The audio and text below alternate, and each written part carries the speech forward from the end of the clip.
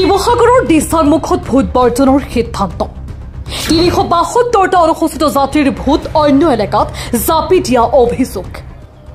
শিৱসাগৰ বিধানসভা সমষ্টিৰ অন্তৰ্গত দিচাংমুখ গাঁও পঞ্চায়তৰ ৫ নং ৱাৰ্ডত ভোট অধিকাৰৰ ওপৰত এক গভীৰ ষড়যন্ত্ৰৰ অভিযোগ উত্থাপন হৈছে ফলস্বৰূপে স্থানীয় ৰাইজে একগোট হৈ ভোট বৰ্জনৰ সিদ্ধান্ত গ্ৰহণ কৰিছে এই ঘটনাই অঞ্চলটোৰ ৰাজনৈতিক আৰু সামাজিক পৰিৱেশত তীব্ৰ প্ৰতিক্ৰিয়াৰ সৃষ্টি কৰিছে ৫ নং ৱাৰ্ডত মুঠ ১০২৬ জন ভোটাৰ আছে যাৰ ভিতৰত প্ৰায় ৬০০ জনেই অনুসূচিত জাতিৰ অন্তৰ্গত অভিযোগ অনুসৰি ইয়াৰ ভিতৰত ৩৭২টা ভোটকে মিচিং স্বায়ত্তশাসিত পৰিষদৰ অন্তৰ্গত বলমা মিৰি ৬ নং ৱাৰ্ডত জাপি দিয়া হৈছে ক্ষুভিত ৰাইজৰ মতে এই কামত জিলা প্ৰশাসন স্বায়ত্ত পৰিষদ আৰু একাংশ তৃতীয় পক্ষীয় যুক্ত হৈ চক্ৰান্ত কৰিছে দিচাংমুখ অঞ্চলটো এতিয়ালৈকে উন্নয়নৰ মুখ দেখা নাই ৰাস্তা ঘাট বিদ্যুৎ পানী শিক্ষা আদিৰ ক্ষেত্ৰত অঞ্চলটো বহুদিন ধৰি উপেক্ষিত হৈ আছে এই ক্ষেত্ৰত ভোট জাপি দিয়াৰ দৰে ঘটনাই ৰাইজৰ মাজত অধিক ক্ষোভ জন্মাইছে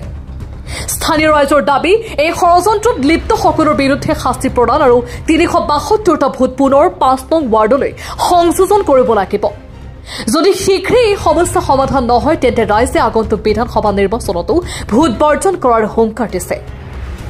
স্থানীয় একাংশ নেতা আৰু সমাজ সচেতনে এই ঘটনাক গণতন্ত্ৰৰ ওপৰত তীব্ৰ আঘাত বুলি অভিহিত কৰিছে তেওঁলোকৰ দাবী ৰাজনৈতিক স্বাৰ্থৰ বাবে জনজাতিসমূহৰ অধিকাৰ হৰণ কৰা এক বিপদজনক চক্ৰান্ত অতি শীঘ্ৰেই বন্ধ কৰিব লাগে চাওক আজি আমি প্ৰায় 6 মাহৰ আগতে আমি গম পালো যে আমাৰ ভোটখিনি এফালে কনফাৰ্ট হ'ল মিচিং অটোনমাস কাউন্সিলৰ এটা ৱাৰ্ড আছে বলমামিৰি ৱাৰ্ড আমাৰ 5 নং ৱাৰ্ডৰ ৩৭২টা ভোট সেই বলমা ৱাৰ্ডলৈ দিয়াৰ বাবে আমাৰ অনুসূচিত জাতিৰ যিটো এটা সদস্য আছিল সেই সদস্যপদটো নাইকিয়া হ'ল আমাৰ অনুসূচিত জাতিৰ সেই সদস্যপদটো নাইকিয়া হোৱা আমাৰ ৰাইজৰ এটা খুব কাৰণ আমাৰ সুবিধা আমাৰখিনি কেনেকৈ আমি এৰি দিব পাৰোঁ গতিকে আমাৰ মানুহখিনি এতিয়া সকলো ৰাইজে মিলি পিনি কৈছে ভোট বৰ্জন কৰিম ভোট বৰ্জন কৰাৰ আগমুহূৰ্তত আমি কিন্তু প্ৰশাসনৰ প্ৰত্যেক দুৱাৰে দুৱাৰে সকলো জেগাতে আমি স্মাৰক পত্ৰ দিছিলো ধৰ্ণা কাৰ্যসূচী লৈছিলো কিন্তু প্ৰশাসনৰ পৰা আমি একো উত্তৰ নাপালো আজি শেষ সময় আজি ভোট বৰ্জন কৰিবলগীয়া আমি বাধ্য হলো অনুসূচিত জাতি চৰকাৰে প্ৰতাৰণা কৰিছিল ভাবে নেকি এইটো নিশ্চয় প্ৰতাৰণা হৈছে নহলে কোনো তৃতীয় পক্ষ জড়িত আছে নহলে আজি আমাৰ ইমানখিনি ভোট অনুসূচিত জাতি খৰ্ব কৰা হৈছে এইটো আমি অনাগত দিনতো এই স্থিতিটো বাহাল ৰাখিব বিচাৰিছো যদি আমাৰ ভোটখিনি বলমা মিৰিৰ পৰা 5 নং ৱাৰ্ডলৈ যি ৩৭২টা ভোট গ'ল সেইখিনি যদি আমাৰ ইয়ালৈ ঘূৰি নাহে আমি নিশ্চয় এই স্থিতি বাহাল থাকিম যে ছাব্বিছত আপোনাৰ বিধানসভা নিৰ্বাচন আহি আছে নিৰ্বাচনত আপোনালোকৰ যে এইটো পৰিস্থিতি থাকিব নে আপোনালোকে পৰিস্থিতি বদলাব আমি পৰিস্থিতিটো বদলাম যদি আমাৰ ভোটখিনি ঘূৰি আহে তেতিয়া আমি পৰিস্থিতিটো বদলাম যদি একেটাই থাকে ভোটটো আমাৰ বলমা মিৰিতে থাকে তেতিয়াহ'লে আমি পৰিস্থিতি সলনি নকৰোঁ ভোট বৰ্জন হৈয়ে থাকিব আৰু আপোনালোকে এইটো মানে তেওঁলোকে চৰকাৰৰ ওচৰত আমাৰ আশা আছে যদি তেওঁলোকে আমাক যদি একফালে ভোটখিনি আনি দিয়ে তেতিয়াহ'লে আমি নিশ্চয় তেওঁলোকৰ আকৌ সহযোগিতা আগবঢ়াম আজিৰ তাৰিখত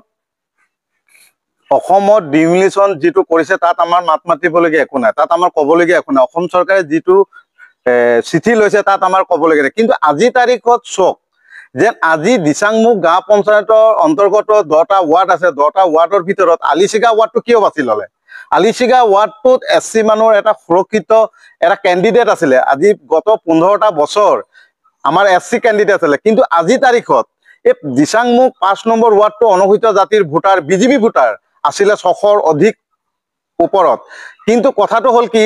আজি তাৰিখত এই ৩৬২টা ভোট বলমা মিৰিলৈ যেতিয়া স্থানান্তৰ কৰিলে কিন্তু সেই ৱাৰ্ডটো হ'ল অটোনমাস কাউন্সিলৰ ৱাৰ্ড কিন্তু তাত আমাৰ ক'বলগীয়া একো নাই কিন্তু এই ডিমিলিশ্যনৰ সুবিধাটো লৈ চৰকাৰৰ লগত বা প্ৰশাসনৰ লগত আমি যিখিনি নথিপত্ৰ দিব লাগে আমি তেওঁলোকৰ লগত যোগাযোগ কৰিছোঁ COৰ লগত যোগাযোগ কৰিছোঁ BDOৰ লগত যোগাযোগ কৰিছোঁ আপোনাৰ জিলা ইলেকশ্যন অফিচাৰৰ লগত যোগাযোগ কৰিছোঁ আমি ৰাইজে তেওঁলোকৰ দুৱাৰে দুৱাৰে যোৱাৰ পিছতো আজি তাৰিখত একো এটা সুনুত্তৰ নোলালে কিন্তু ইয়াত আমাৰ পৰিতাপৰ বিষয় এটাই চক আজি অনুসূচিত জাতিটোক নিজৰ অধিকাৰ বিচাৰি যদি চৰকাৰৰ দুৱাৰে দুৱাৰে বা প্ৰশাসনৰ দুৱাৰে দুৱাৰে যদি যাবলগীয়া হৈছে ইয়াতকে আৰু লাজৰ বিষয় আমাৰ একো নাই শিৱসাগৰৰ পৰা ফৰিদ আলীৰ ৰিপৰ্ট সুহানা লাইভ